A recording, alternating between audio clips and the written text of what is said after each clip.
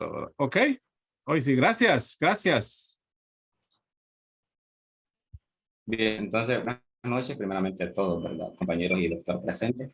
Este día como grupo, esta noche nos ha tocado desarrollar el tema del desarrollo de la cabeza y cuello. Pero primero vamos a verlo de una vista como general del desarrollo de la región cefálica, que sería de la cabeza y el cuello. Para que se lleve a cabo el desarrollo de la cabeza y el cuello se necesita de mesénquimas. Pero, ¿qué son las mesénquimas? Pues las mesénquimas son tejidos del que derivan tejidos musculares y conectivos del cuerpo, como por ejemplo vasos sanguíneos y linfáticos. De la mesénquima se deriva la cresta neuronal que da origen a los huesos que están de color celeste, que es el hueso frontal, el maxilar inferior, el superior, el cigomático, los nasales, lacrimales, entre otros más. También de la mesénquima se deriva el mesodermo paraxial, que da origen al hueso parietal, a la región petrosa del temporal, y a los huesos occipitales. Digo huesos occipitales porque en ese entonces no están unificados así con un solo huesos. Luego tenemos el mesodermo lateral, que da el alaringio, da origen al laringio. Por último tenemos a las placodas ectodérmicas, que junto con las células de la cresta neuronal forman las neuronas de los ganglios sensitivos. Del quinto que pertenece al primer arco faríngeo, del séptimo que pertenece al segundo arco faríngeo, del noveno que pertenece al tercer arco faríngeo y del décimo que pertenece al cuarto y sexto arco faríngeo. Algo muy importante de recalcar es que el embrión humano tiene cierta similitud con el embrión de un pez, debido a que ambos tienen aparatos branquiales. Pero la diferencia es que en el embrión humano está o aparece un aparato branquial primitivo, es decir, no se forma branquias como tal. Pero este término fue como reemplazado y se puso el de aparato faríngeo exclusivamente para referirse al embrión humano. El aparato faríngeo está constituido por arcos faríngeos, bolsas faríngeas, surcos de hendidura faríngea y la membrana faríngea. Para comenzar con el desarrollo en profundo de los temas de los arcos faringios, son 6 arcos faringios, pero el quinto es rudimentario, es decir, que no está completamente formado o no se echa de ver en la estructura del embrión. Para que los arcos faringios comiencen a formarse, las células de la cresta neuronal emigran o pasan a la región donde va a ser posteriormente la cabeza y el cuello del embrión. Y también participan unos genes que se llaman HOX, que sirven para regular el crecimiento de estos arcos faríngeo. El primero, que es independiente de estos genes, el segundo que lleva el HOXA2, el tercero y el tercero el HOXA3. Bien. Los arcos faringios tienen un núcleo que es el que está señalado ahí, que dice núcleo, que está constituido o formado por tejido mesenquimatoso. En el exterior está revestido por ectodermo y en el interior por epitelio endodérmico. También constan de componentes musculares que posteriormente van a formar los músculos de la cabeza y el cuello del futuro bebé. También consta de un componente de arterias, que es donde está ese puntito rojo, un componente cartilaginoso, que es el puntito blanco. El componente cartilaginoso es un vástago cartilaginoso que va a formar el esqueleto del arco faríngeo. El amarillo, que corresponde al nervio, que son nervios motores y sensitivos. El primer arco faríngeo está formado por una porción dorsal o una prominencia maxilar y una porción ventral, o también se le conoce como prominencia mandibular. De los arcos faríngeos se originan músculos, nervios, futuras estructuras óseas y también tienen derivados aórticos. Del primer arco faríngeo, que se conoce también como arco mandibular, derivan los músculos de la masticación, que está, por mencionar algunos, es el músculo temporal, el macetero, el vientre anterior del bigástrico, el tensor del paladar, el tensor del tímpano, inervados por el nervio trigémino, por la rama maxilar y mandibular. El segundo arco, que es el arco ioides, que se le conoce como arco ioides, forma los músculos de la expresión facial, que son el músculo de la expresión facial, que es el auricular, el frontal, el orbicular de los labios, el orbicular de la boca y el músculo del estribo, inervado por el nervio facial. El tercer arco faríngeo da origen al músculo estilofaríngeo, que es inervado por el nervio glosofaríngeo. Por último, que tenemos el cuarto y sexto arco faríngeo, que dan origen a los músculos cricotiroideos, el elevador del paladar, el elevador del velo del paladar, los constrictos de la faringe y los músculos intrínsecos de la laringe, inervados por el nervio vago. Más específicamente para el cuarto arco faríngeo es inervado por la rama laringea superior, y del sexto, que es la rama laringea recurrente. Con respecto a lo de las estructuras óseas que se forman de cada arco, del primer arco, como bien lo mencionaba, que está constituido por una porción dorsal y una porción ventral. La porción dorsal constituye las regiones posteriormente, que serán el hueso maxilar, el hueso cigomático y parte del hueso temporal. Y la porción ventral, que sería la prominencia mandibular, esta contiene el cartílago de Meckel, que al pasar del desarrollo del embrión va desapareciendo, pero dos partes de este persisten en el extremo dorsal para formar el yunque el yunque y el martillo, que son dos de los tres huesos auditivos del oído. El segundo arco faríngeo, a este le pertenece el cartílago de Reicher, que forma el estribo, que forma la apófisis estiloide, el ligamento estiloideo, el asta menor el asta menor y una porción superior del cuerpo del hueso ioides. Tenemos también el tercer arco, que los cartílagos de este forman el asta mayor y una porción inferior del hueso hioide. Y el cuarto y el sexto arco, que los cartílagos de estos dos se unen para formar los cartílagos laringeos, como la tiroides, el cricoide, el corniculado y el cuneiforme. Con respecto a las derivaciones aórticas de cada arco, del primer arco faríngeo sale la arteria maxilar y una porción de la arteria carótida externa. Del segundo arco faríngeo salen las arterias ioideas y las arterias estapedias. Del tercer arco faríngeo,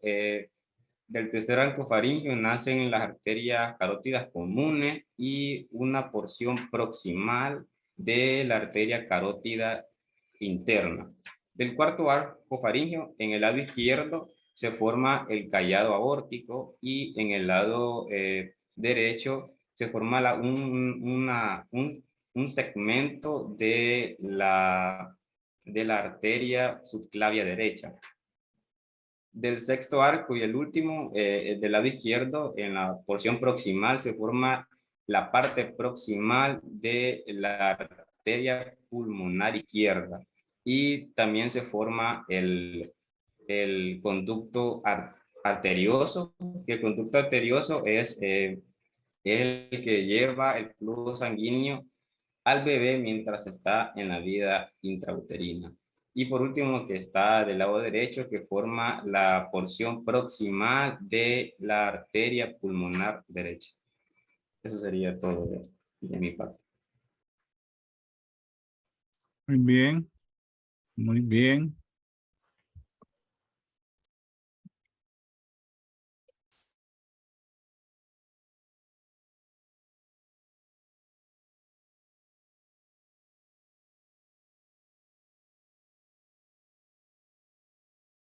Sigan, sigan.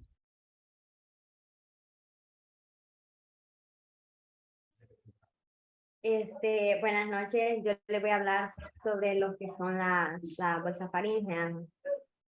Principalmente tenemos lo que son 4 pares de bolsas faríngeas. Se dice que estas se desarrollan en una secuencia del cráneo caudal, ¿verdad? Entre los arcos, y como les había dicho, son 4 pares bien definidas. Y un quinto par que es rudimentario, como había dicho el compañero, así como los arcos faríngeos, ¿verdad? Y estos dependientes de la cuarta bolsa y pueden ser también lo que son inexistentes. También lo que son estas bolsas se separan de los arcos branquiales por dentro y se desarrollan en secuencia craneocaudal entre estos. También podemos mencionar que el endodermo de estas bolsas entran en contacto con el ectodermo de los surcos, formando las membranas faríngeas estas se separan de los surcos branquiales. Y también voy a iniciar con lo que son las bolsas faríngeas número 1. Dice que todo el trayecto de nuestra bolsa faríngea número 1 va a ser estrecho y que estos van a llegar a un punto en el que la parte más interna va a empezar como a ensancharse, ¿verdad? Y al final se va a poner en contacto con nuestra hendidura faríngea y en la hendidura faríngea número 1, y esa es la parte más ensanchada de nuestra bolsa faríngea número 1. Y se dice que va a formar un conducto timpánico primitivo de la unión de la bolsa faríngea número 1 con la hendidura de la faríngea número 1. Dice que esta va a darnos como resultado la membrana timpática. La parte de la bolsa número 1 que no se ensancha, es la que se queda igual de estrecha y que nos va a dar como resultado la tuba de gusta o tuba auditiva. Luego tenemos, prácticamente en lo de la bolsa, de lo de la hendidura faríngea y número 1 y la bolsa número 1, dice que va a ser la responsable prácticamente de formar, de la formación de nuestro oído. También se encuentra lo que es la bolsa faríngea número 2, que esta nos va a dar una estructura a la que nos va a dar y va a ser lo que es la amígdala palatina. Y esta va a seguir el crecimiento de esta bolsa y más o menos por el 5º mes de gestación, del tejido linfoide va a penetrar a la estructura de la amígdala y nos va a conformar obviamente lo que es la amígdala palatina. Entre las bolsas número 3 y la bolsa número 4 hay una diferencia a la bolsa número 1 y bolsa número 2, que dice que la bolsa número 3 y 4 van a tener vesículos, lo que tiene una superior y una inferior, que es a la del dorsal de vesículas, y la parte inferior que es a la central y cada vesícula. Entonces vamos a ver también que primero nuestra bolsa faríngea número 3, los primordios químicos, lo que van a hacer es que van a crear del lado izquierdo y del lado derecho, y al final de estos primordios se van a fusionar en lo que es la línea medial. También se dice que en la parte superior de la bolsa nos van a crear la glándula paratiroides. La glándula paratiroides inferior, y dice que el inicio se va a crear superior a la bolsa a la que la glándula paratiroide va a ser la superior, ¿verdad? Lo que es la bolsa número 4, dice que tiene prolongaciones, igual que la número 3, una superior y una inferior también, ¿verdad? En la parte superior de la bolsa, esta es la encargada de la producción de la glándula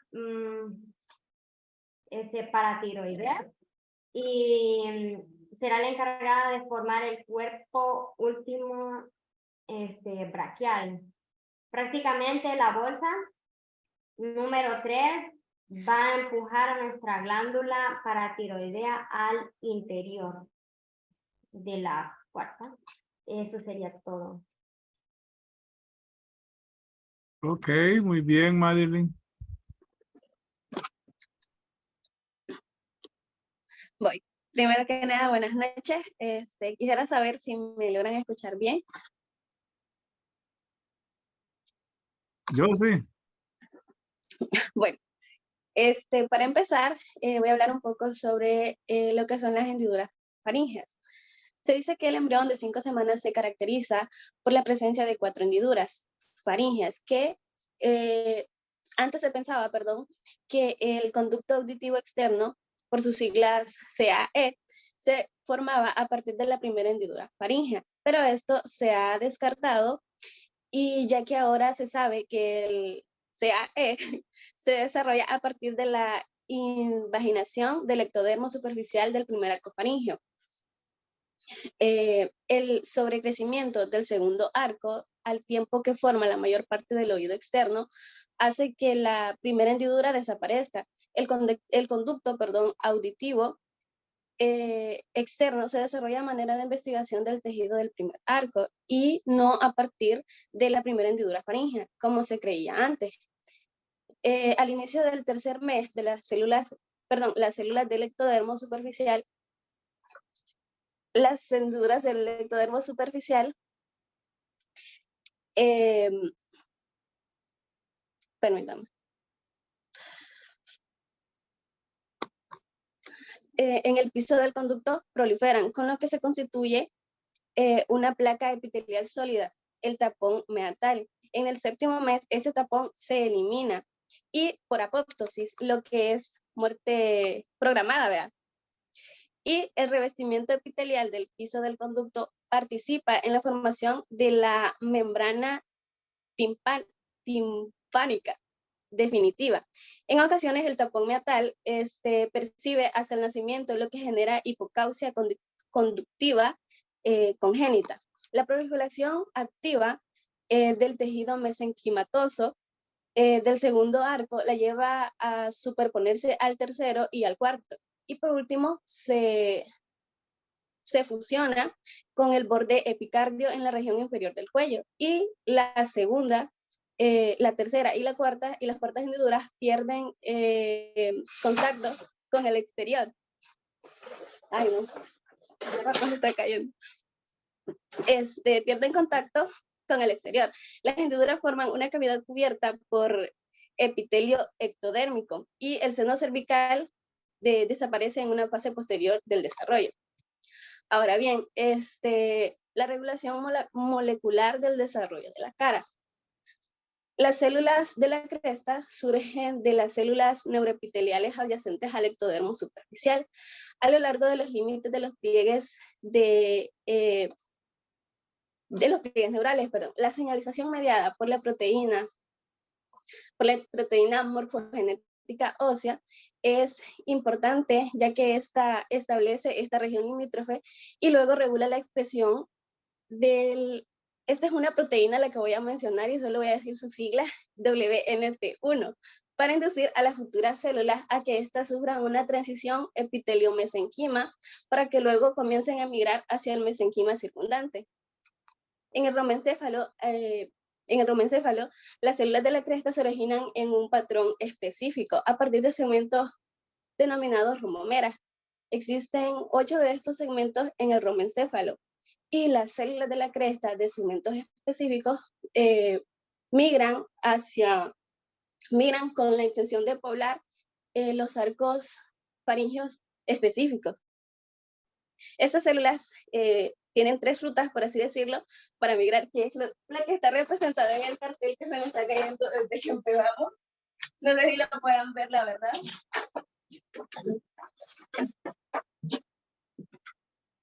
Espero que sí. Y eso que les voy a explicar ahorita.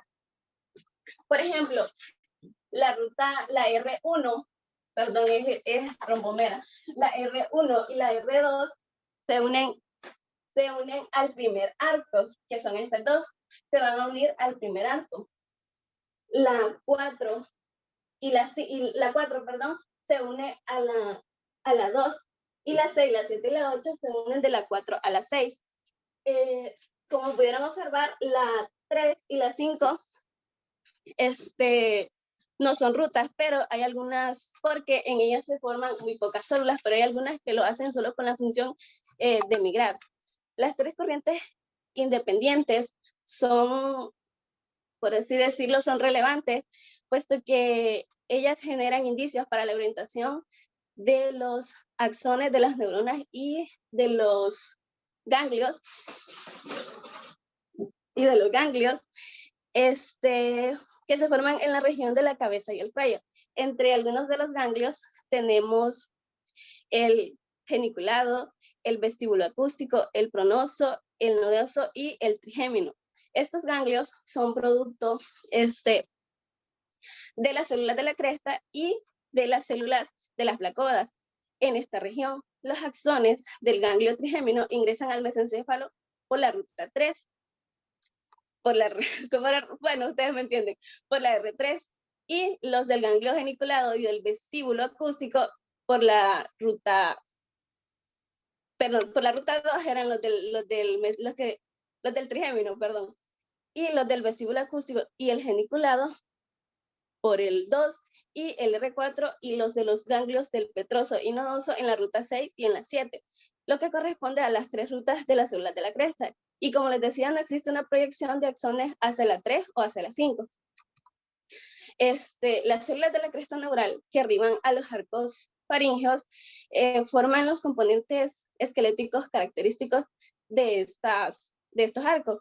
Anteriormente se pensaba que las células de la cresta neural regulaban la definición de estos patrones, pero en la actualidad se sabe que el que está a cargo de este proceso son las bolsas faríngeas, y la formación de estas bolsas ocurre antes de la migración a partir de la cresta neural. Incluso pueden darse en la ausencia de las células de la cresta. Las bolsas se forman gracias a la migración lateral del endodermo, y este desplazamiento es estimulado por los factores de crecimiento de los fibroblastos. Al tiempo que las bolsas se van formando, van presentando un patrón de genes muy característico. Por ejemplo, las que le voy a mencionar ahora son unas proteínas. El MBP7 se expresa en el endodermo posterior de cada bolsa. El FGF8 se detecta en el endodermo anterior, y la expresión X1 se limita a la región dorsal externa, del endodermo de cada bolsa. Además, lo que voy a decir ahorita, bueno, yo no lo puedo mencionar porque es algo en inglés, pero es básicamente Sonic el erizo. y sus siglas son SHH. Se expresa en el endodermo posterior a la segunda y tercera bolsa. Estos patrones de expresión regulan la diferenciación y la definición de patrones del mesenquima del arco faríngeo para dar origen a la estructura esquelética específica. Sin embargo, el proceso también depende del mesenquima y presenta otro ejemplo de interacción epitelio-mesenquima. En este caso, la respuesta del mesenquima a las células del ectodermo depende de los factores de transición que se expresan en el propio mesenquima. Estos factores de transcripción incluyen los codificados de los genes H o X, que también estaban en el cartel que se me cae, y otros que son llevados por las células de la cresta neural hasta los arcos. Las células de la cresta adquieren sus patrones de expresión génica específicos a partir de sus rombomeras, como les mencionaba, de origen. El propio patrón de las rombomeras es establecido por un código circunscrito de expresión de genes H o X. No sé, creo que ya les puedo enseñar.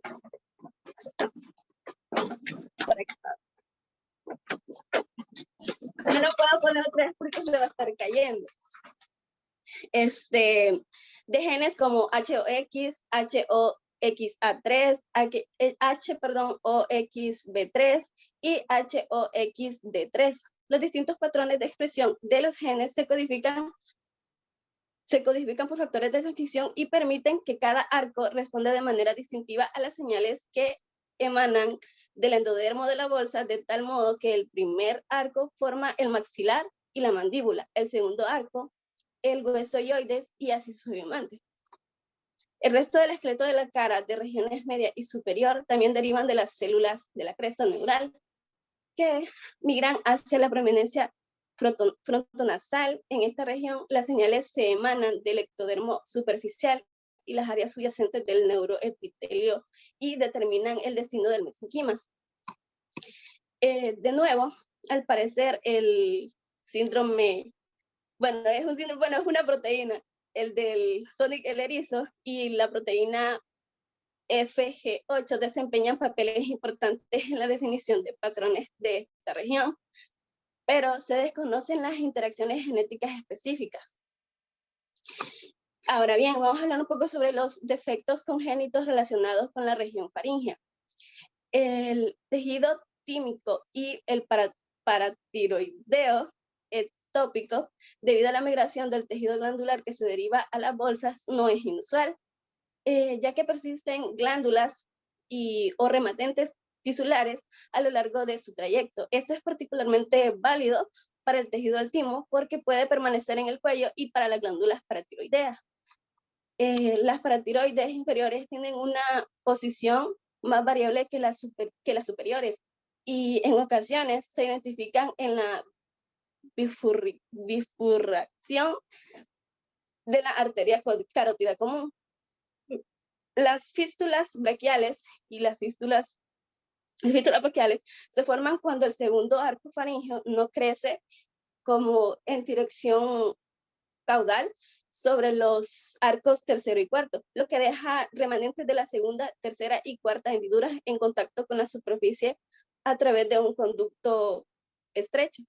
Una fístula de este tipo se identifica en la cara lateral del cuello, justo por delante del músculo esternocleidomastoideo. Suele permitir el drenaje de un quiste cervical lateral. Estos quistes rematentes del seno cervical se ubican las más de las veces junto por debajo de alguno de la mandíbula. No obstante, puede identificarse en cualquier punto a lo largo del borde anterior del músculo esternocleidomastoideo. A menudo, un quiste cervical lateral que se visualiza al momento del nacimiento, pero se hace evidente al tiempo que se dilata durante la niñez o la edad adulta, cuando puede infectarse y requerir cirugía. Las fisuras braquiales internas son raras, ocurren cuando el seno cervical se conecta con el lumen de la faringe por medio de un conducto pequeño que suele abrirse en la región de la amígdala. Las fisuras braquiales internas son raras, ocurren cuando el seno cervical se conecta con el lumen de la faringe por medio de un conducto pequeño. Una fístula de ese tipo deriva de la rótula de la membrana ubicada entre la segunda hendidura faríngea y la bolsa en algún momento del desarrollo. Ahora bien, las células de la cresta neural y los defectos craneofaciales. Las células de la cresta neural son esenciales para la formación de gran parte de la región craneofacial en consecuencia de la alteración del desarrollo de las células de la cresta. La cresta, perdón, determina malformaciones craneofaciales, toda vez que las células de la cresta neural también contribuyen a la formación de las almohadillas endocárdicas que forman el tabique del tracto de la salida del corazón para establecer los conductos pulmonar y aórtico. Muchos neonatos con defectos craneofaciales también tienen anomalías cardíacas, entre ellas persisten del tronco arterioso, tetralogía de Fallot y transposición de los grandes vasos. Desafortunadamente, las células de la cresta neural parecen ser una población celular en particular vulnerable y que es destruida con facilidad por compuestos con el alcohol y el ácido retinoico.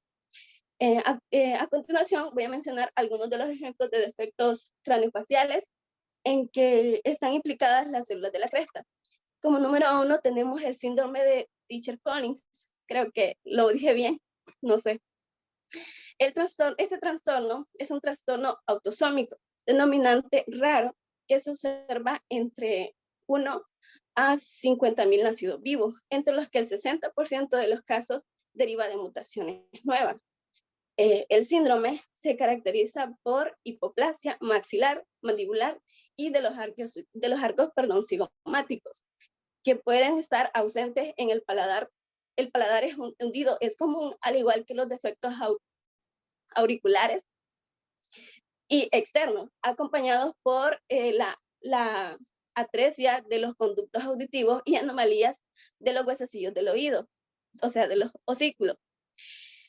De tal modo que a menudo esta hipocausia conductiva bilateral. Los ojos suelen estar afectados como con hendiduras palpebrales con inclinación hacia abajo y colombonas del párpado inferior. Unas mutaciones del gen TCDF1 son responsables de la mayor parte de casos. El producto de este gen es una proteína del nucleólogo denominado TREACLE, que parece ser necesario para evitar la apoptosis y mantener la proliferación en las células de la cresta neural, mas no regula su migración, que ocurre con normalidad, si bien casi todos los casos del síndrome derivan de mutaciones genéticas, pueden producirse fenocopias. Y en animales de laboratorio, tras exposición a dosis terapogénicas del ácido retinoico. Otro ejemplo, es la secuencia del Pierre-Robin. Esa puede ocurrir de manera independiente o relacionada con otros síndromes y malformaciones, al igual que el síndrome de Treacher-Collins, el que les acabo de mencionar.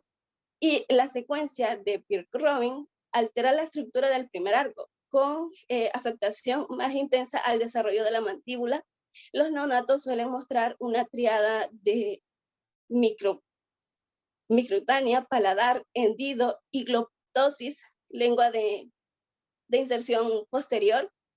Y la secuencia de Pierre-Robin puede derivar de los factores genéticos, o sea, puede ser por herencia o factores ambientales, y también de una deformación como cuando el mentón se comprime contra el tórax al haber oligodramois. El defecto principal incluye un crecimiento deficiente de la mandíbula y como consecuencia la inserción posterior de la lengua que permanece entre las dos crestas palatinas, lo que impide su fusión. La secuencia de Pierre-Robin ocurre cerca de 1 en 8.500 nacimientos. Otro síndrome es el síndrome de lesión de, no lo puedo leer, son unos números. Bueno, Dice 22Q11.2. Es el síndrome por elección más frecuente en el humano y tiene varias presentaciones, entre ellas el síndrome de, creo que es como DiGeorge. La anomalía de DiGeorge es el síndrome velocardiofacial. Este síndrome es el síndrome de trococonal facial y la aplasia e hipoplasia congénita del timo. Los defectos derivan de una dilección del brazo largo del cromosoma 22 y ocurre cerca de 1 por 4.000 nacimientos. Evidencia reciente demuestra que las mutaciones en uno de los genes por el segmento que sufre de elección este es un factor de transcripción, uno de unión a caja T en el ADN, da origen al mismo síndrome sin que exista de elección. Por otra parte, la variabilidad entre la regulación del gen TBX1 puede explicar la gran diversidad de fenotipos observados. Ese síndrome se caracteriza por distintas malformaciones y grados de intensidad, pero los neonatos desarrollan con más frecuencia cardiopatía congénita y defectos del callado aórtico. Dismorfia facial también, pero dismorfia facial leve, discapacidad para el aprendizaje y las lecciones. Otro ejemplo es la microsomía hemifacial. Este es un síndrome que incluye distintas anomalías craniofaciales que suelen afectar a los huesos maxilar temporales cigomáticos, que son pequeños y aplanados, y es común observar defectos en el oído, en los ojos y las vértebras y la espina en los pacientes pequeños. El 65% de los casos existe el 65% de los casos existe asimetría y ocurre entre un quinto de entre 1 a 600 nacimientos, perdón. Otras malformaciones que se observan en 50% de los casos incluyen anomalías cardíacas, como teralogía de Fallot y defectos del tabique ventricular, que se desconocen las causas de la microsomía hemifacial. Y eso es todo. Muy bien, muy bien.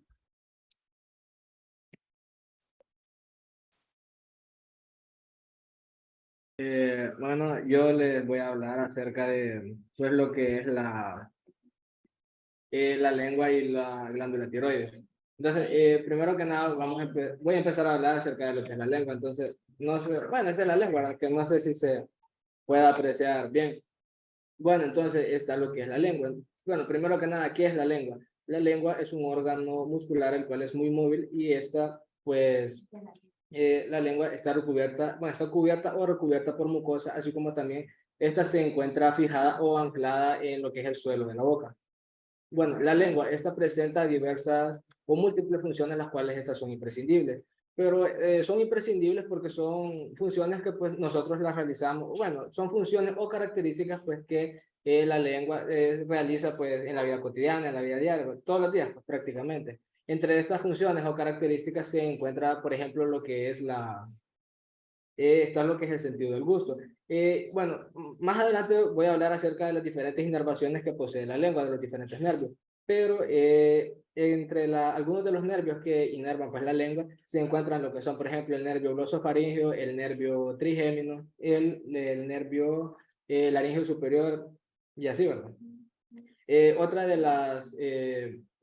las funciones que presenta la lengua es la de la masticación. Pero realmente, o sea, ¿qué tiene que ver la masticación con la lengua? O sea, ¿qué tiene que ver la lengua con la masticación? Pues simplemente la lengua empuja lo que son los alimentos hacia los dientes.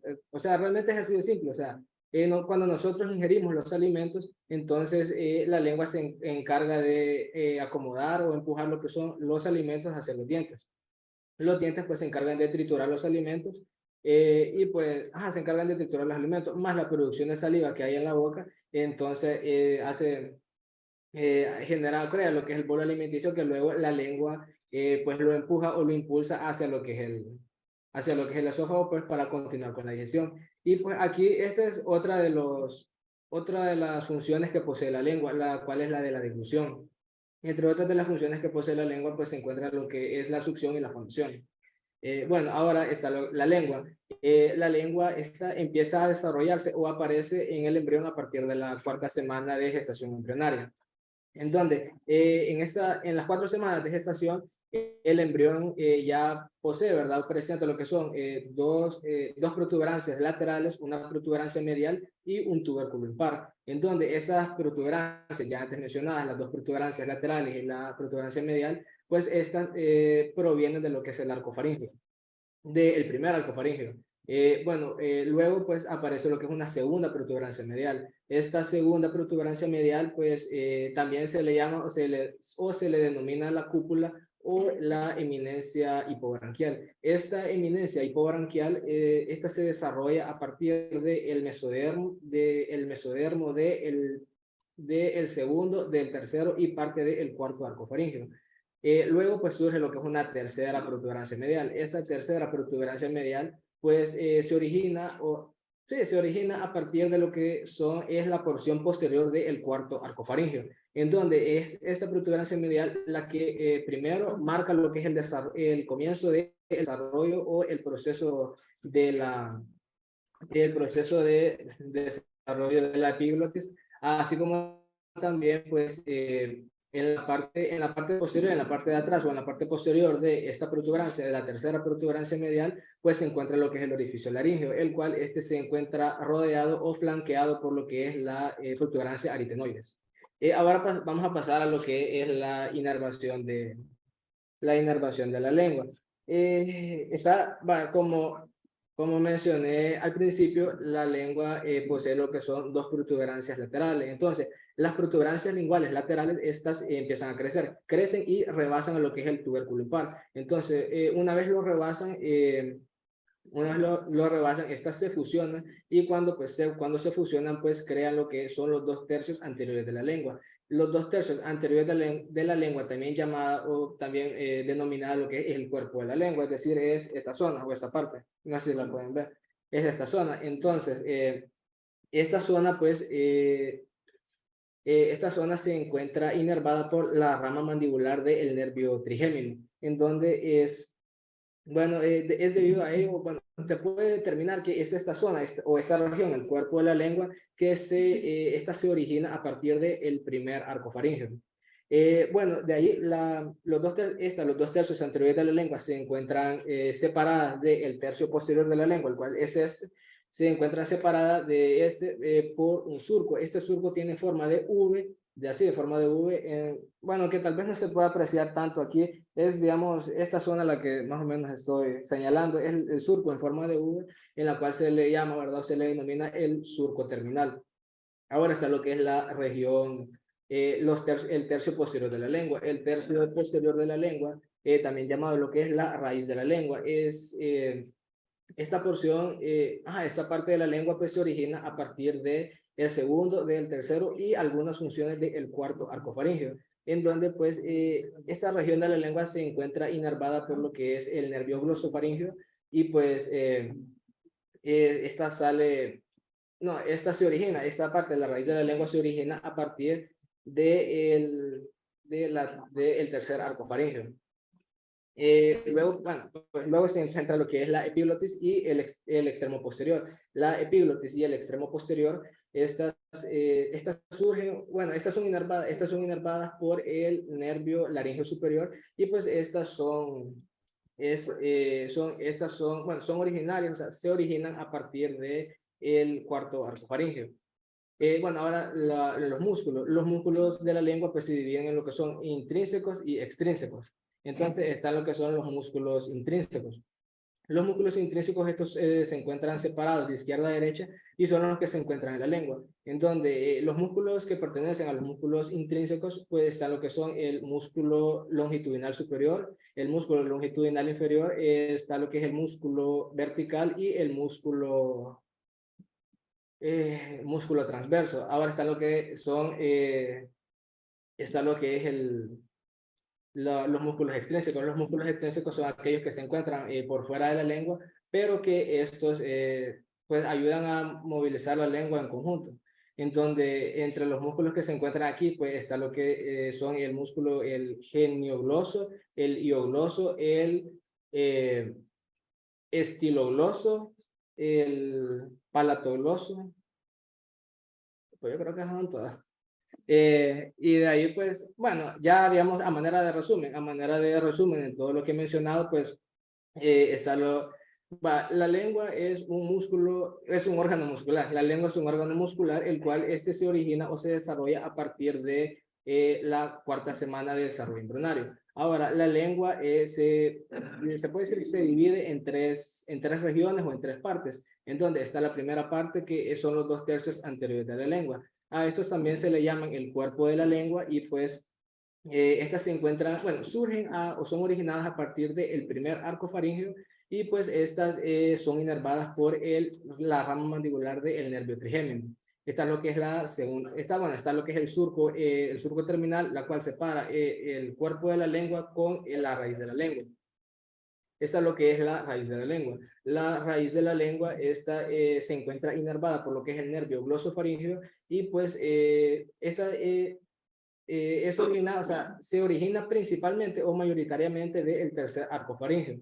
Y pues por último se encuentra lo que es la epiglotis junto con el extremo posterior, los cuales estos son originados a partir del cuarto arco faríngeo, y pues estos son inervados por el nervio longitudinal, por el nervio laríngeo superior. Entonces ahora les voy a hablar acerca de lo que es la glándula tiroides. La glándula tiroides, esta aparece a manera de una proliferación epitelial en el suelo o en el piso de la faringe. En el suelo o en el piso de la faringe. Ahora, este se encuentra entre el tubérculo impar y la cúpula. Ahora, en un sitio más tarde indicado como el foramen ciego. En esa parte, la lengua se encuentra conectada con el cuello, se puede decir, por medio de un conducto, el cual se denomina el conducto tirogloso. Aunque, bueno, más adelante voy a hablar algo acerca de eso. Entonces, al avanzar en el proceso de el desarrollo de la glándula tiroides, pues se encuentra que la glándula tiroides desciende de manera, se puede decir al frente, o desciende por delante tanto del hueso hioides, así como también por delante de los cartílagos laríngeos. Ahora ya durante la séptima semana de desarrollo, en la séptima semana de desarrollo embrionario, la lengua puede alcanzar o alcanza lo que es su posición final. La posición final, bueno, pues, ya un poco más bonito, ¿verdad? Aquí aparece lo que es ya la glándula tiroides, en donde ya en la séptima semana del desarrollo embrionario, la glándula tiroides alcanza lo que es su posición final, la cual es por delante tanto del hueso hioides, así como también por delante de lo que son los cartílagos laríngeos, y por delante de lo que es la tráquea. Ahora, también durante la séptima semana se puede visualizar o se puede presentar en la glándula tiroides lo que son, se forma o ya se puede visualizar, porque ya se ha desarrollado en esa parte, en la glándula tiroides, lo que es un pequeño istmo, el cual se encuentra en la línea media, así como también los lóbulos laterales, los dos lóbulos laterales de la glándula tiroides. La glándula tiroides, esta empieza a funcionar ya alrededor o ya casi finalizando lo que es el tercer mes de gestación, y pues aquí se puede ya visualizar lo que son los primeros folículos que contienen coloides. Pues la glándula tiroides, pues esta es la primera glándula endocrina que se desarrolla en el cuerpo durante el desarrollo embrionario, en donde esta glándula puede identificarse entre el 16º a 17º día de gestación, así como también la glándula empieza a secretar lo que son hormonas ya alrededor de entre las 20 a 24 semanas. Ahora ya en un recién nacido, la glándula pesa de entre 1 a 3 gramos, pero ya en una persona adulta puede llegar a pesar hasta lo que son 20 gramos. Ahora, la glándula tiroides, esta produce lo que son hormonas. Estas hormonas ayudan a lo que es la regulación o el control de cómo el cuerpo utiliza o gasta lo que es la energía, así como también, pues, estas hormonas o las hormonas que secreta esta glándula también ayuda, bueno, afecta a lo que son casi todos los órganos del cuerpo humano, así como también las funciones que éstas desempeñan. Ahora, la glándula, ya hablando un poco más embriológicamente, la glándula tiroides, esta posee tres fuentes primitivas. Está lo que es un divertículo endodérmico en el área del foramen ciego, y pues realmente es aquí como donde decía que iba a hablar, o sea, la lengua se conecta con el cuello, con la glándula tiroides a través del foramen ciego por medio del conducto tirogloso, en el cual pues es por medio de este conducto donde se desplaza lo que son las células tiroideas para que la glándula llegue a lo que es el cuello para pues esta tomar su posición ya definitiva. Entonces, el foramen ciego pues se encuentra en la línea media de la base de la lengua, en donde esta aparece alrededor de la tercera semana de gestación, la cual se encuentra entre la primera y la segunda bolsa faríngea. Y pues como dije, pues son estas células tiroideas las que migran de la lengua hacia lo que es el cuello para pues conformar ya lo que es la glándula. Durante la séptima semana hay lo que es una función de dos masas laterales, las cuales estas son derivadas o se derivan o se originan de la cuarta vuelta faríngea, en la cual este pues ya viene siendo un proceso inconstante.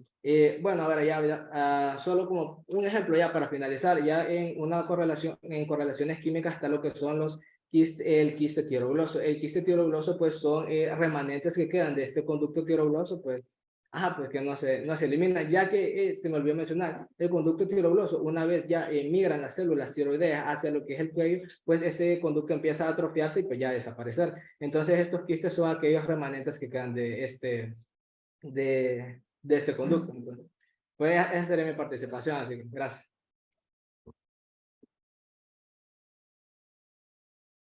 Excelente. Excelente, César. Muy bien.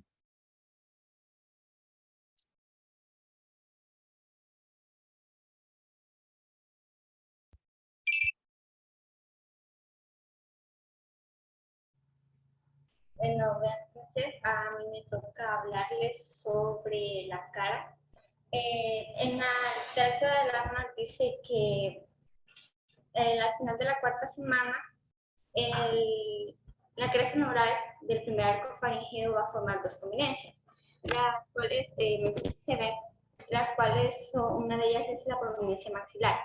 La prominencia maxilar se encontrará lateralmente al estomodeo. Como podemos ver aquí, este sería el estomodeo y en ella lateral al estomodeo se encontrarán las prominencias maxilares. La segunda prominencia es la prominencia mandibular. Esa prominencia se va a encontrar por debajo del estomodeo. Y además de recalcar que por la parte superior o por arriba del estomodeo se van a generar, por la proliferación del mesenquima ventral de las vesículas cerebrales, se va a formar la prominencia frontonasal. Lateral a ella o de lados de ella se van a encontrar las placodas nasales. Como podemos ver aquí, esta sería la prominencia frontonasal y esas serían las dos prominencias que se generarán por el engrosamiento, que es por la influencia de la porción ventral del prosencéfalo. En la quinta semana ya podemos ver que por la invaginación de las placodas nasales se van a generar una cresta tisular y unas fosas nasales, o también conocidas como fosetas nasales.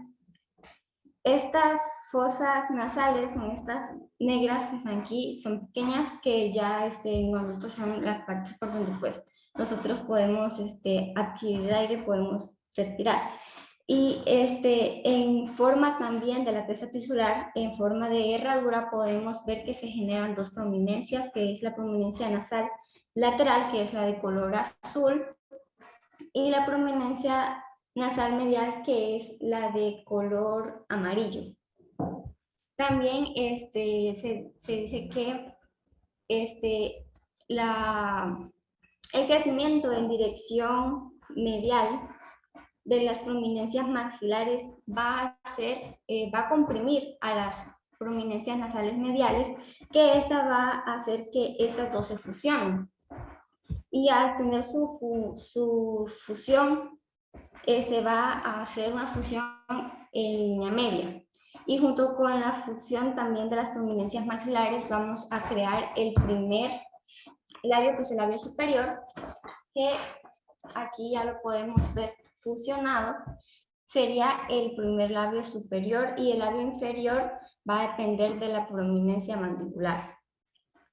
También al inicio del desarrollo de las prominencias maxilares se va a crear ya en la sexta y séptima semana, o 2 semanas después de la quinta, se va a ver que las prominencias maxilares van a generar a las mejillas maxilares, que estas son separadas por un surco, el cual es el surco nasolagrimal.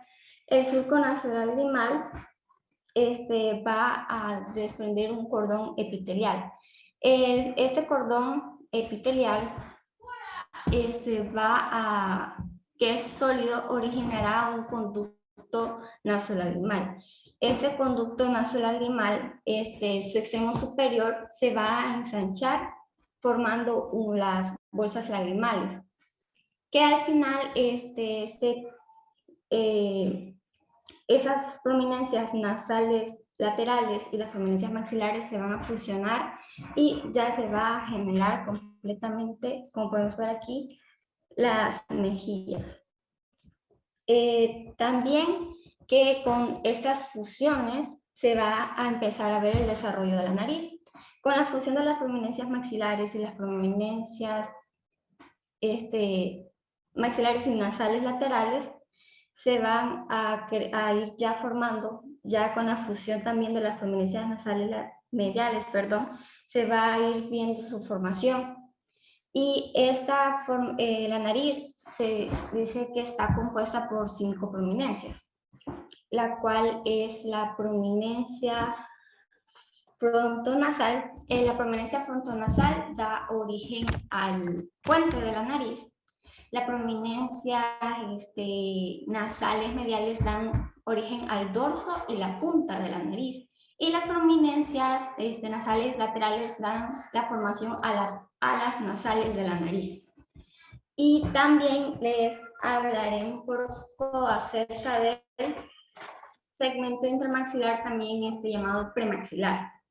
Aquí podemos ver el segmento intramaxilar y los paladares maxilares. Aquí el segmento intramaxilar está formado por la fusión de las prominencias nasales mediales, pero ya a un nivel profundo. El segmento intramaxilar está compuesto por tres componentes, valga la redundancia. Uno de ellos es el labial. El labial se va a dar forma al labio superior. No, perdón, va a dar forma a la parte fuerza interior del labio. Y el segundo es la maxilar superior. La maxilar superior estará compuesto, ya el labio va a dar el filtro del labio superior. Y las maxilares superiores van a constar de los 4 dientes incisivos. Y el último es el palatino, que va a dar origen al paladar primario, que también se encuentra en un ángulo como triangular. Podemos ver que las maxilares superiores están aquí y a una distancia de él se encuentra el paladar primario. Y en esta también podemos ver que las placas palatinas ya están fusionadas. En forma de resumen, sabemos que la cresta neural del primer arco faringeo va a dar prominencias a las zonas maxilares y las prominencias mandibulares. Con la proliferación del mesenquima ventral de las vesículas cerebrales, se va a generar la prominencia frontonasal, y con el pronunciamiento, que es por la influencia de la porción ventral del prosencéfalo, se va a generar los placoides nasales. Y con la invaginación de los placoides nasales se van a generar las fosetas nasales, y por la cresta tisular se va a generar la prominencia nasal lateral y la prominencia nasal medial. Y también estas, por el desarrollo en dirección medial de las prominencias maxilares, la fusión de las prominencias nasales mediales, que darán origen al labio superior, y por las prominencias maxilares, que con su fusión a las prominencias nasales mediales, darán el origen también a la nariz con sus 5 prominencias, las cuales ya promocionadas, las prominencias frontonasal, las prominencias prominencias nasales mediales y las prominencias nasales laterales. Esa sería mi presentación. Gracias.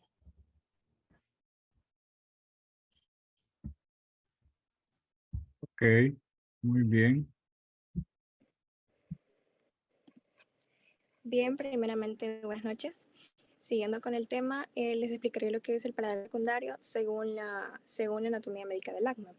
El paladar secundario se refiere a la porción del paladar duro que está formada por el crecimiento de 2 plataformas palatinas, siguiendo la línea media. Si bien el paladar primario deriva del segmento intermaxilar, el cual da origen a lo que conocemos como filtro, que está en el labio superior, si podemos observar aquí la imagen. La porción medial del hueso maxilar con sus 4 dientes incisivos y el paladar primario triangular. Este segmento principal de paladar definitivo se integra a partir de 2 evaginaciones similares a repisas de las prominencias maxilares. Las crestas palatinas aparecen en lo que es la 6ª semana de desarrollo y crecen oblicuas y hacia abajo a cada lado de la lengua. Estas crestas se orientan en posición vertical a cada lado de lo que es la lengua. Durante la 7ª semana de desarrollo, la lengua se desplaza hacia abajo y las crestas palatinas van adquiriendo una posición horizontal. Luego, a la vez, se ascienden por encima de la lengua y se fusionan, conformando así lo que conocemos como paladar secundario. En la región anterior, las crestas se fusionan con lo que es el paladar primario triangular y el foramen incisivo.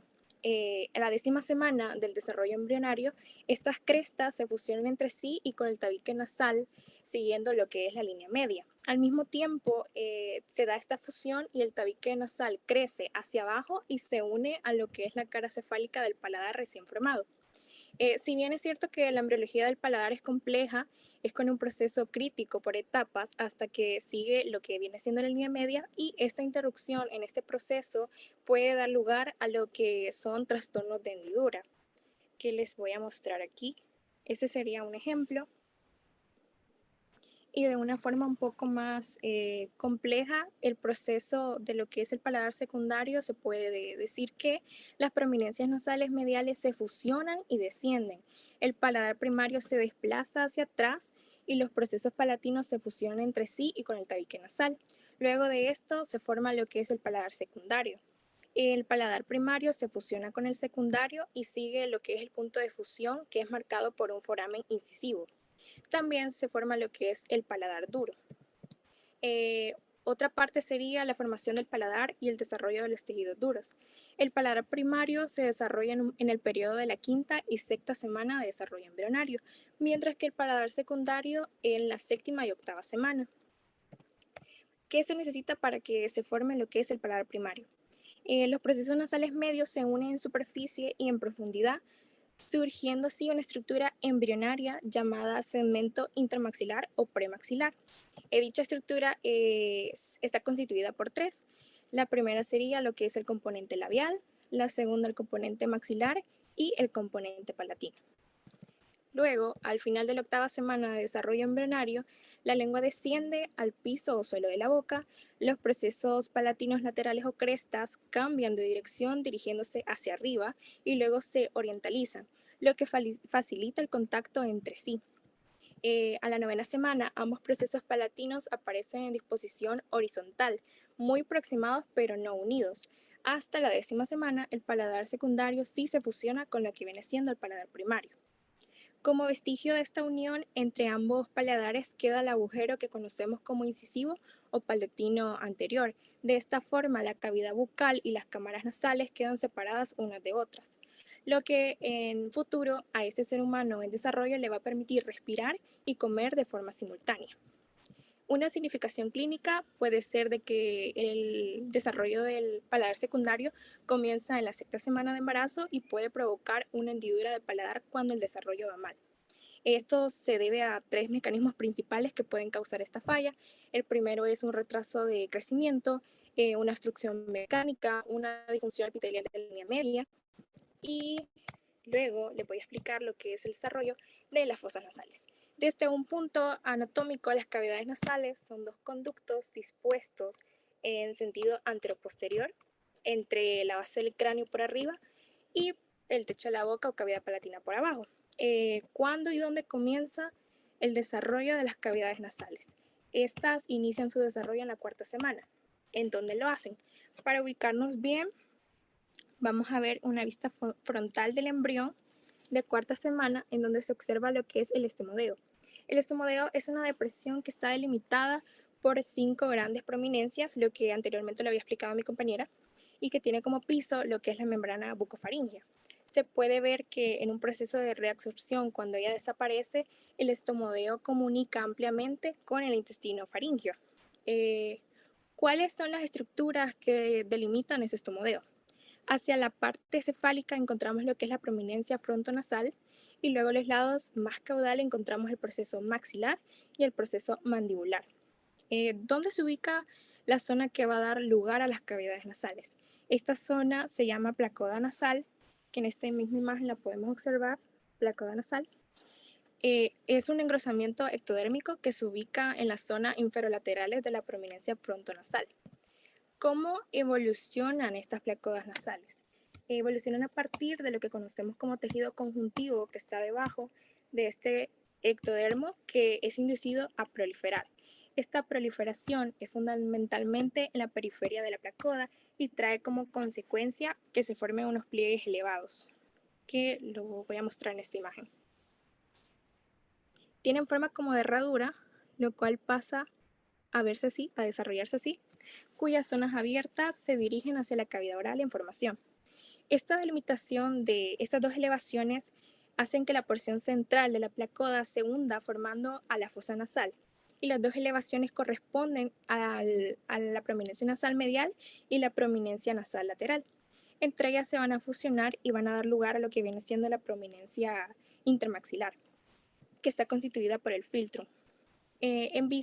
Podemos observar que el extremo cefálico de un embrión por un corte sagital, las prominencias nasales fusionadas, si fuera vista frontal, aquí se lo puedo enseñar, si fuera vista frontal pudiéramos ver que esto corresponde a la porción media, siguiendo lo que es el filtro y los labios, y encima de esto se desarrolla lo que son las fosas nasales. Son la porción media de la placoda nasal.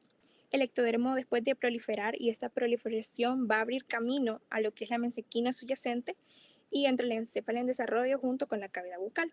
Esta nueva cavidad que se va formando queda separada de lo que conocemos como cavidad oral por una membrana muy pequeña llamada membrana oronasal. Aquí se puede observar, es esa parte. La cavidad que se ha formado por la proliferación del ectodermo recibe inicialmente el nombre de sacos nasales primitivos, recordando que estos sacos nasales primitivos se van a separar por la membrana oronasal, ya que están destinados a desaparecer. Y cuando ya desaparece, la cavidad nasal y la cavidad oral se comunican ampliamente entre ellas. Luego de que estos desaparecen debido a lo que es la membrana oronasal, se crea lo que es la coana primitiva. Una vez que esto ocurre, el epitelio que recubre estas cavidades va a tener un proceso de diferenciación y este proceso se va a llevar a cabo a la formación de los techos de las cavidades nasales, también formándose así lo que conocemos como epitelio olfatorio. Luego se van a desarrollar los cornetes nasales. Simultáneamente también se termina de desarrollar lo que conocemos como cavidad oral, tal como es el desarrollo de la lengua, el desarrollo del paladar secundario y también esta comunicación que había entre la cavidad oral y nasal. Ahora con el desarrollo de lo que conocemos como paladar secundario, quedan las coanas definitivas a nivel de la nasofaringe. Luego de que han desaparecido las coanas primitivas, definitivamente quedan lo que son las coanas definitivas.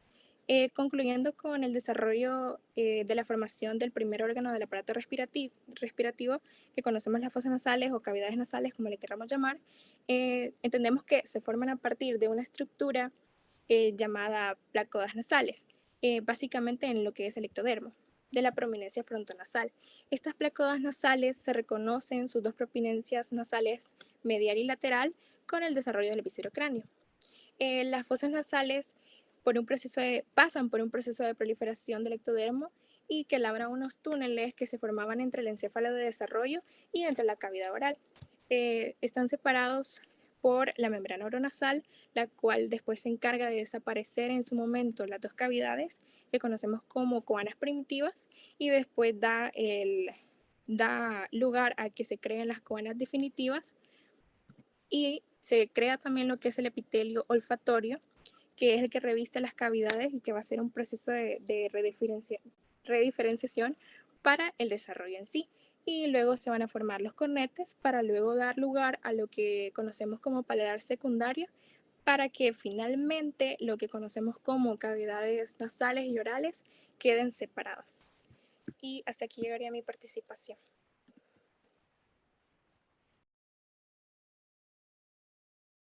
Ok. Buenas noches. Yo les hablaré sobre los dientes, el labio hendido y la fisura facial. Bien, para comenzar vamos a hablar sobre los dientes. Se sabe que la forma de la cara no depende solo de la expansión de los senos paranasales, sino también del crecimiento del maxilar y de la mandíbula, porque ahí es donde se alojan las piezas dentales. El diente mismo se origina a partir de la interacción que existe entre el epitelio mesenquima y entre el epitelio oral subyacente y el mesenquima subyacente. Estos son derivados de las células de la cresta neural. Luego se dice que a partir de la sexta semana de desarrollo, la capa basal de la cubierta epitelial de la cavidad oral forma una estructura con forma de C. Esta estructura con forma de C se llama la lámina dental, que es esta que podemos observar acá. La lámina dental se origina a lo largo ya desde el maxilar y también a lo largo de la mandíbula. La lámina dental da origen a la yema dental. ¿Qué es esta? La yema dental proporciona 10 yemas dental en el maxilar y 10 yemas en la mandíbula. Lo que hacen estas yemas es que fueron unos esbozos en los componentes ectodérmicos de las piezas dentales. Luego que la cara profunda de estas yemas se invaginan, dan lugar a los casquetes dentales del desarrollo del diente. Esta etapa se encuentran dos capas, una capa interna y una capa externa. ¿Qué es esa? Podemos observar que está el epitelio de la capa interna y el epitelio dental de la capa externa. Esta da origen a lo que sería el retículo estrellado, que es este de acá. Aquí podemos ver dos ejemplos, el retículo estrellado en 3 meses de gestación y el retículo estrellado a los 6 meses de gestación. Luego tenemos que el mesénquima, que es este, da origen a lo que es la pulpa dental. La pulpa dental la podemos encontrar acá a partir de los 6 meses de desarrollo. Luego de esto, al tiempo que el casquete dental se profundiza, el diente forma una forma de campana, que es esta. Esta se da a partir de los 3 meses de gestación. Luego de esto, las células de la mesénquima, de la papila adyacente a la capa dental incisiva, da origen a lo que son los odontoblastos. Estos producen más tarde la dentina. Se sabe que la dentina son uno de los tejidos más importantes del diente. La dentina se encuentra por detrás o debajo de lo que sería el esmalte. Entonces, mientras hablamos de los tejidos importantes de lo del diente, tenemos primeramente lo que es el esmalte, que luego le sigue la dentina, el cemento oblasto y el cemento, que es este que acá.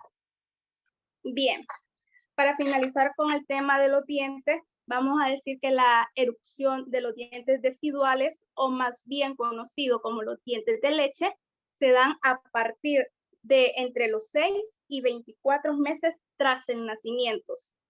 Y las yemas dentales ya depositadas después de los dientes deciduales, o sea que serían las yemas de los dientes permanentes, permanecen inactivas durante los primeros 6 años de la vida postnatal. Ahora les hablaré sobre lo que es el labio hendido y las fisuras labiales o palatinas. Bien, se sabe que el labio hendido y las fisuras palatinas son defectos comunes, que estos presentan aspectos anómalos y dificultades al hablar. Esto se puede clasificar a partir del foramen incisivo. Aquí tenemos un ejemplo. Este es una vista ventral. Aquí podemos observar lo que sería la encilla, el paladar, el labio y la nariz. Vemos lo que es el paladar primario, el foramen incisivo y la óvula. Como lo mencionaba anteriormente, desde el foramen es donde se clasifica el tipo de deformidad. Bien. Ahora tenemos un ejemplo del labio hendido unilateral. Es unilateral porque solo afecta a una parte de la nariz. Como podemos ver, este solo afecta a lo que es el labio y la nariz. Luego tenemos una fisura unilateral y esta alcanza desde lo que es el maxilar. Bueno, empieza desde el foramen incisivo, el maxilar, el labio y la nariz.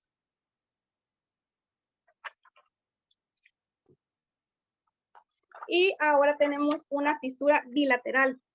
Bilateral porque afecta a las dos partes de la nariz. Y como podemos ver, este afecta lo que sería el paladar secundario, el maxilar, el labio y la nariz. Y en este caso, el fintul del labio queda expuesto. Luego tenemos el paladar hendido aislado.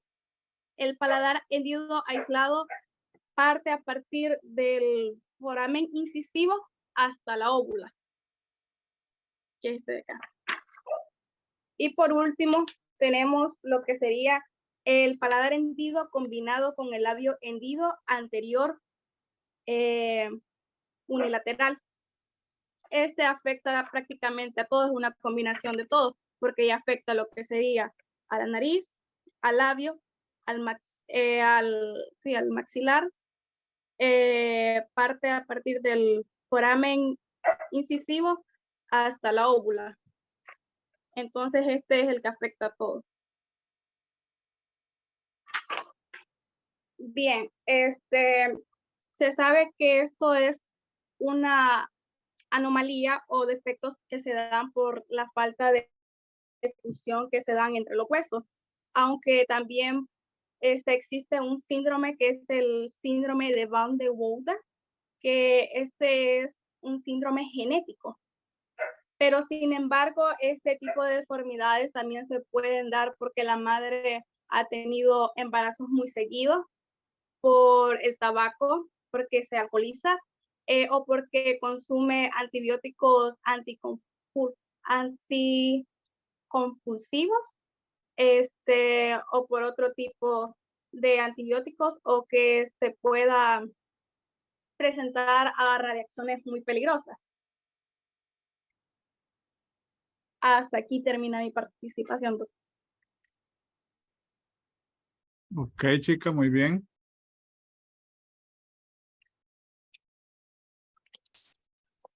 Tengan muy buenas noches. Voy a seguir con el siguiente tema, que es la regulación molecular del desarrollo de los dientes. Para iniciar, vamos a comenzar hablando sobre las funciones reguladoras que tienen los dientes. Una de ellas es la cresta neural. La cresta neural es básicamente, o bueno, consiste en el que es como un cuarto tejido embrionario, que este está derivado del endodermo, la cual está constituido para adaptarse a cualquier tipo de evolución y también se puede integrar a cualquier o diferentes sistemas del organismo de nosotros. La segunda sería lo que es el epitelio.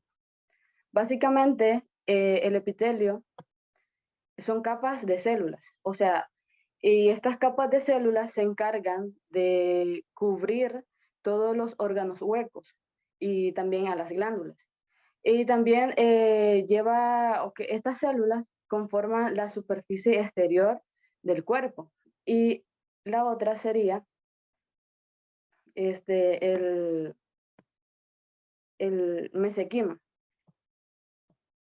Y también es un tejido conectivo embrionario, el cual está derivado del tejido muscular y conectivo del cuerpo, como por ejemplo los vasos sanguíneos y linfáticos. Ya teniendo en cuenta estos conceptos básicos para poder entender un poco respecto a lo que es la regulación molecular del desarrollo de los dientes, con estas definiciones, con estos conceptos de estos, vamos a poder entender este tema, porque, o sea, básicamente estas son como palabras claves para poder obtener y entender lo que va el tema. Sobre todo, para ya iniciar en sí en lo que es el tema, la primera etapa, básicamente, del desarrollo de los dientes se inicia en el feto. Más o menos en la sexta semana de edad, aquí es cuando cualquier sustancia básica del diente se forma. Y forma un tejido duro que rodea los dientes, alrededor de 3 a 4 meses de gestación. Ya luego, cuando el niño ya está, ya nace, ya tiene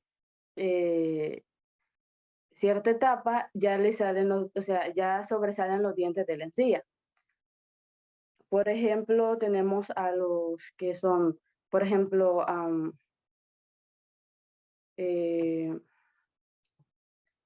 lo que son los dientes de la parte de adelante o de arriba, perdón, que serían los incisivos centrales, que está más o menos anda saliendo en los meses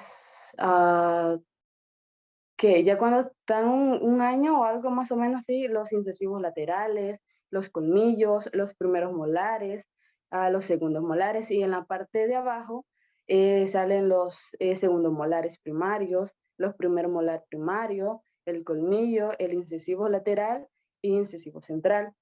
Básicamente, lo que se refiere a la regulación molecular son que hay hay cierta cantidad de proteína que ayudan a que se fortalezcan todo lo que es los dientes.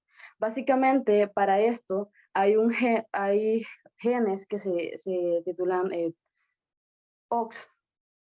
Básicamente, ellos están relacionados con los procesos de remodelar. Y básicamente, lo que es los dientes se basa en remodelar prácticamente, o sea, crear como esas bases en los dientes. Y acá se refiere a los procesos que remodela vascularmente y angionesis y también postnatales. Así como regula esto y también tiene una regulación del ciclo celular. Además, existen importantes similitudes entre los diferentes procesos que puede generar, como por ejemplo el tisular y los procesos de organogénesis. Y, o sea, los genes OXO juegan un papel importante lo que es en los dientes. Básicamente, los genes HOX van como familiarizados con las diferentes proteínas, porque hay factores, por ejemplo, lo que es les voy a decir las iniciales, o sea, las siglas, perdón. Entonces, que es WNT, y la otra sería BMP, y la otra sería FGF. Estos son los factores o las proteínas de crecimiento. Y esta, la de WNT, básicamente es un receptor que está como en la superficie de 7 dominios, creo, y de los 7 dominios de la transmembrana. Entonces, en estos son procesos como receptores que contienen el dominio extracelular y donde son los receptores de dichas proteínas. Y la otra sería, como les decía, la primera es WNT, que son las proteínas básicamente que están relacionadas o familiarizadas, como les decía, con la glucoproteínas segregadas que desempeñan las diferentes funciones esenciales en el desarrollo embrionario y fetal. O sea, como hablábamos que prácticamente en la sexta semana empieza lo que es el desarrollo de los dientes. O sea, esta proteína ayuda a poder que desempeñe las funciones bien en el desarrollo embrionario. Y también, ahí, como les decía anteriormente, tiene el mantenimiento tisular que se une a los diferentes a los receptores Friesland y actúa como factor proteico. Entonces, esta es una de las proteínas, las que se basan en los factores de crecimiento. Y la otra es la BMP, que esta es una proteína morfogénica y que son un conjunto de dichas proteínas que conllevan endógenas, que permanecen de un factor, como les decía, de crecimiento de los dientes. Y la tercera sería la de FGF, que son básicamente un conjunto de proteínas péptidos bioreguladores que invierten en el desarrollo de diferentes tejidos, a lo que agrupa en lo de los dientes. La otra sería, bueno, esta sería la última de las proteínas, en el factor de crecimiento. La otra, la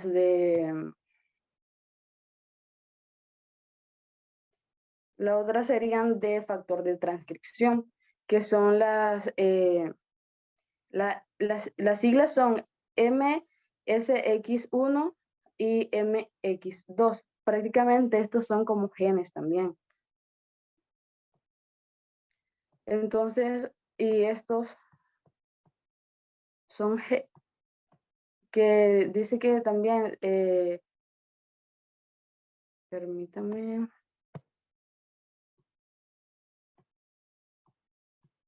Lo que es también, básicamente se basa en lo de, estamos en los factores de transcripción. Entonces, les decía que la MSX1 y la MXX2, perdón, también son proteínas, es una parte, es como tipo, digámoslo, una vía de señalización química y básicamente es como una ruta. O sea, una ruta que toma dicha proteína morfogénica, o sea, es básicamente la BMP. Y esta vía señaliza o regula diversos procesos celulares que están aplicadas en el crecimiento celular.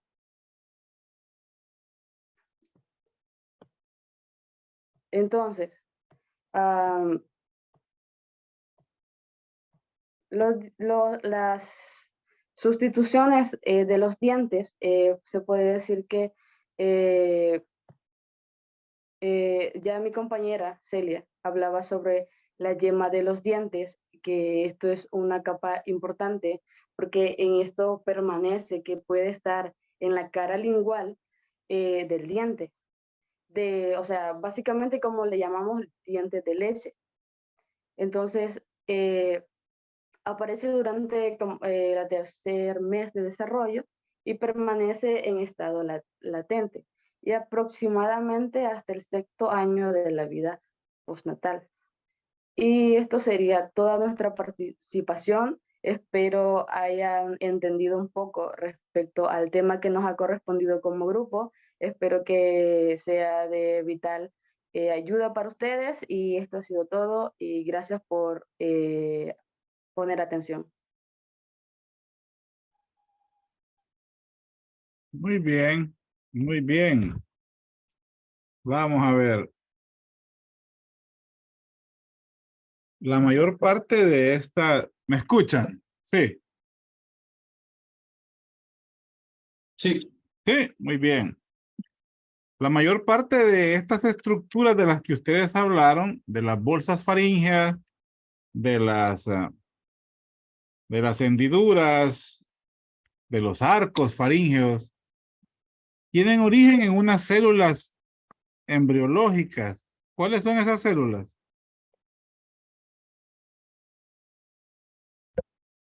¿Cómo se llaman esas células? Las células que generan todo esto, ¿cómo se llaman? ¿Células qué?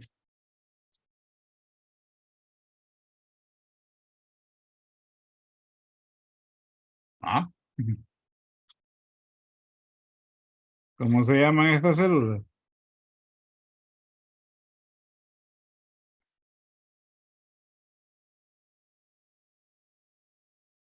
Bueno, ¿y de qué hemos estado hablando, pues? ¿Ah?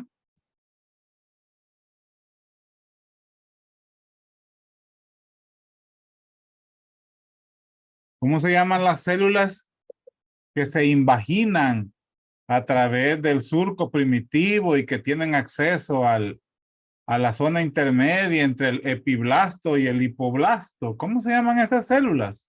¿Células qué? Las que dan origen de los mesodermos, ¿de dónde se originan estos arcos faríngeos? De los 3 mesodermos que hay.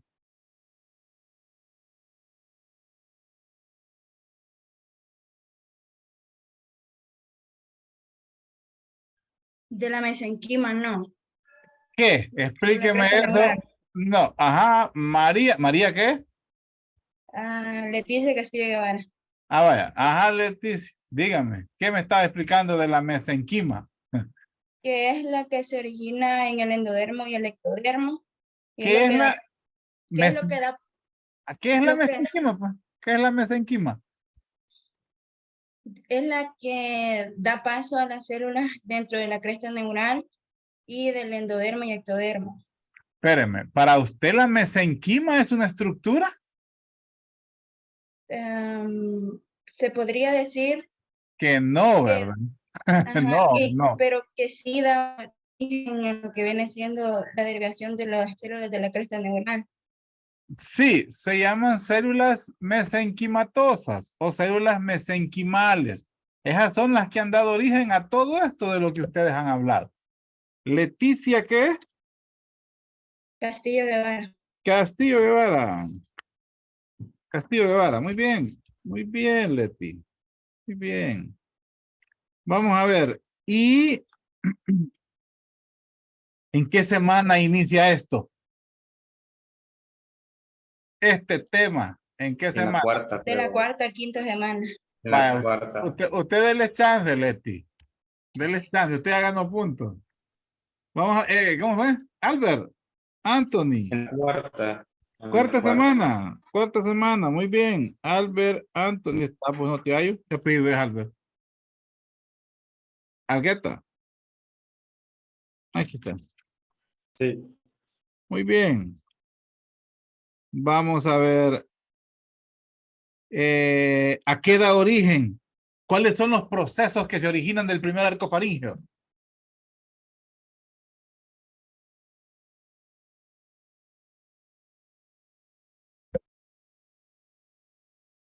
¿Cómo se llaman los dos procesos que se originan del primer arco faríngeo? El proceso maxilar y proceso mandibular. ¿Quién lo contestó? Yo. Ah, no fregues. Albert. Ya le perdiste punto a alguien, no fregues, Albert. ¿A quién le quieres regalar el punto, güey? ¿A quién le quiero regalar? Ajá. A nadie. No sé. ¿A quién le lo vas a dar de tus compañeros? Ah, ¿Quién te cae bien o quién te gusta? Ajá, Albert. ¿a quién se le quiero regalar el punto? Sí, hombre. ¿A quién? No sé. Lo bueno es que tenés truchero. Bueno, ni modo, se pierde de punto. Vamos a ver. No, pues Ah, a entonces. Marilyn diría. ¿A quién? A Marilyn. Marilyn. Marilyn, ¿dónde está? Ah, Marilyn Avilés. Sí, creo que sí. Vaya, muy bien. Ahí no sé dónde está. Aquí está. Marilyn Sofía. Muy bien. Entonces, los arcos faringios, ¿a qué nos dan origen? ¿Qué estructuras originan los arcos faringios? Vaya. Ya no contesté, Albert. Ajá. ¿Qué originan los arcos faringios? El resumen de toda la clase. ¿Qué originan?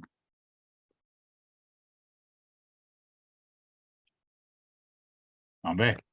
Porción dorsal o prominente. No. Así como estructuras, o sea, sin darle tanta vuelta. ¿Qué originan? ¿Qué originan? Huesos cigomáticos, parte del hueso temporal. No, espérenme. Hueso cigomático. ¿De dónde pertenece el hueso cigomático? ¿A qué pertenece? A la cara. ¿Sí? Vale, entonces da origen a la cara. ¿A qué más? A una parte del hueso temporal, a la premaxia. Vamos a ver. Espérenme. Si da origen a la cara y también al hueso temporal, y en el hueso temporal, ¿qué oímos? ¿Qué tenemos ahí?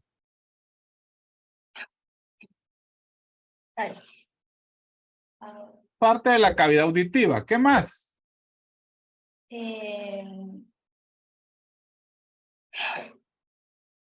No me digan hueso, parte de qué hueso. ¿Qué estructuras en general da? Cara, parte de la cavidad auditiva. ¿Qué más? También el cartílago de Meckel. ¿A qué pertenece el cartílago de Meckel? El cartílago de Meckel está en parte del yunque y el martillo, que son partes del oído. Ajá, va, está bien. Ya dijimos que de la cavidad auditiva. ¿Qué más? También el cartílago se encuentra primeramente en lo que es la mandíbula y va desapareciendo. Entonces, sigue en la cara. ¿Qué más? También da origen a los músculos de la masticación. Sería la cara y el cuello. Seguimos en la cara. ¿Qué más? Sería la cara y el cuello. Cara y cuello, ya van 3. ¿Qué más? ¿Qué otra cavidad me origina? Hay 2 cavidades más que faltan. Cavidades nasales. Cavidad nasal. ¿Y cavidad? Oral. Bucal. ¿Qué más? El habla. ¿Dónde se origina el habla?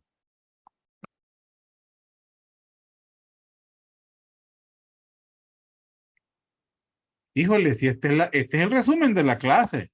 Cara, cuello, cavidad nasal, cavidad oral, laringe y faringe. Eso es lo que origina todo lo que ustedes han hablado. Vean, vamos a ver. El oído. ¿De qué cartílago faríngeo? Ojo, estoy hablando de un cartílago. ¿De qué cartílago faríngeo se origina?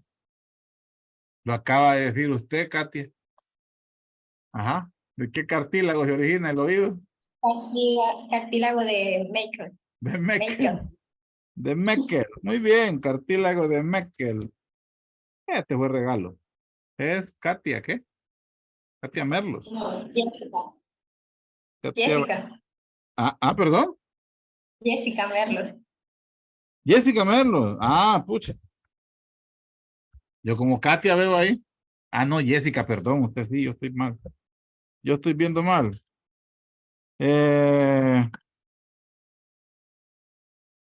Cada uno de los arcos faríngeos tiene relación o tiene una inervación específica por un par craneal.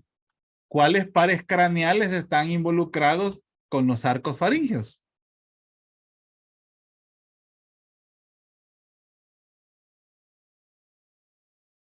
De los que no han ganado puntos.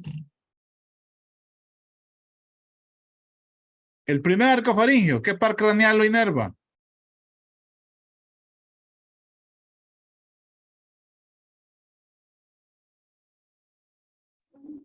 Trigémino. Trigémino. Ajá, muy bien. ¿Y el segundo?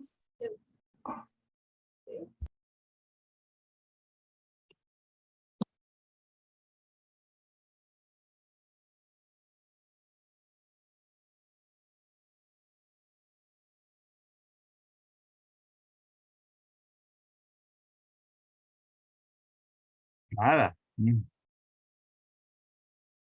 Vamos a ver. Y las alteraciones que tienen que ver con los cierres incompletos de las hendiduras, ¿qué generan? ¿Cómo se llaman las patologías que resultan de alteraciones en las hendiduras? El paladar hendido. No. No. ¿Qué son las hendiduras? A ver, alguien que me explique qué son las hendiduras faríngeas.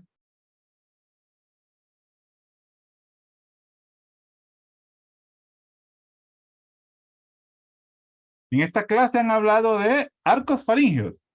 Han hablado de hendiduras faríngeas. Han hablado de membranas faríngeas.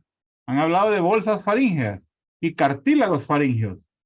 Todos están relacionados. ¿Qué son las hendiduras faríngeas?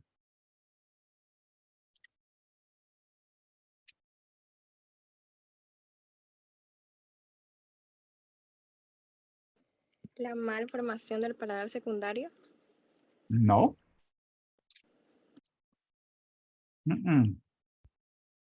De las hendiduras faríngeas solo quedan dos restos que tenemos en el cuerpo ahorita, ya desarrollados, ya nacidos. Pues.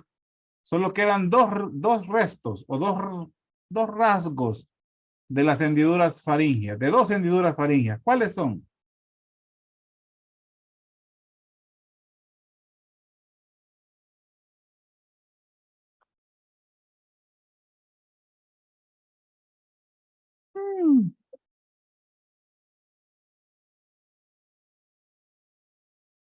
Las amígdalas palatinas, no. No, no. El conducto auditivo interno y el cuello son los rasgos que quedaron de las hendiduras. La inervación de la lengua. ¿Cómo es la inervación de la lengua?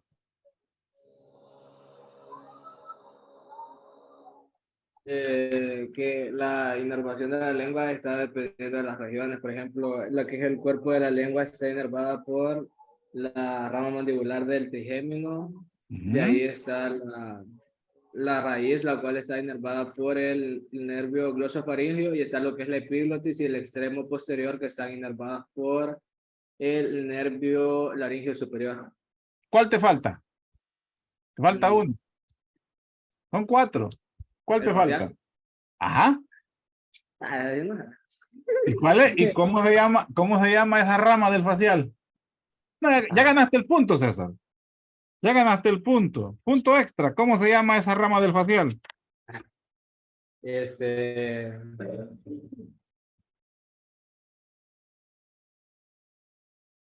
¿Cómo se llama? No tiene nada que ver con la lengua e inerva o la parte anterior, pero por bajo de la lengua. ¿Cómo se llama esa ramita? Es del facial.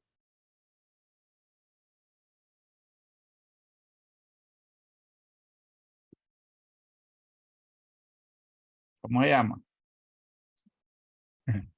Se llama nervio cuerdo del tímpano. Así se llama. Vamos a ver.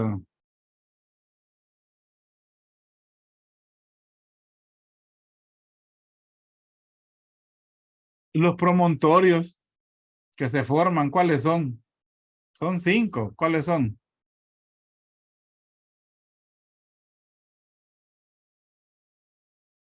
Que dan origen a la nariz, dan origen a los pómulos, dan origen a la boca, dan origen a la mandíbula. ¿Cómo se llaman esos? Se les llaman promontorios faciales. ¿Cómo se llaman? Son 5.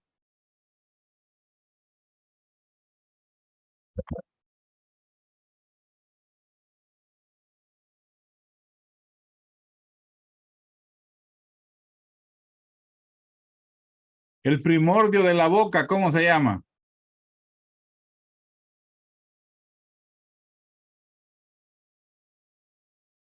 ¿Mm? ¿Cómo se llama el primordio de la boca? Y esto lo estoy diciendo tal cual ustedes lo dijeron.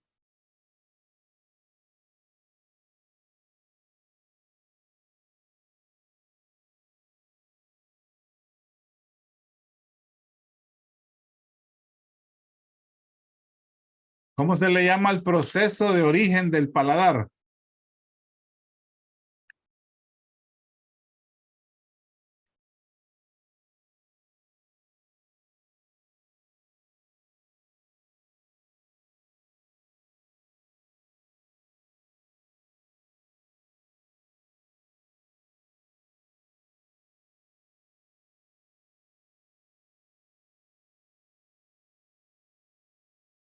Y las coanas primitivas que involucraban en la etapa embrionaria temprana. Las coanas primitivas.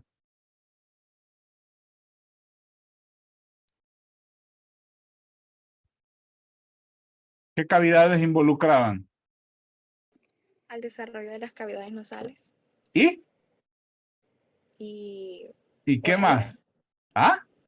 Y orales. Y orales. ¿Y cómo se dividen? Las coanas se dividen en primitivas y definitivas. No, pues sí, pero ¿cómo se dividen? ¿Por qué se dividen? ¿Qué proceso hace que se dividan? Por una membrana oronasal. ¿Cómo se llama esa membrana oronasal al inicio? ¿Va bien? ¿Cómo se llama? Coana primitiva. No, ya me dijo. No, las coanas primitivas es un solo tubo al inicio, pero ellas quedan divididas en una cavidad nasal y en una cavidad oral. ¿Pero qué proceso es que la dividen? Proliferación. No, no. No. ¿Qué proceso es? El proceso que se llama palatogénesis. ¿Qué es la palatogénesis? El desarrollo del paladar primario y luego el paladar secundario cuando ya se osifica. Muy bien, Mónica. Vaya, bueno, quedémonos hasta ahí. ¿Quién viene después? Alexis. Alexis está en línea. Sí. Muy bien, Alexis. 10, 15 minutos de receso. Vayan al baño, vayan a cenar los que no hemos cenado. Y nos vemos en 10, 15 minutos. ¿Ok? Bueno. Bueno.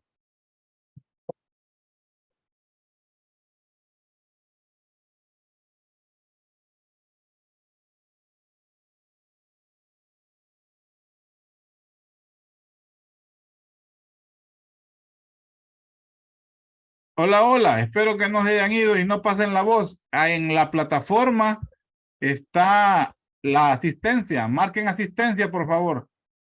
Vaya. Bueno.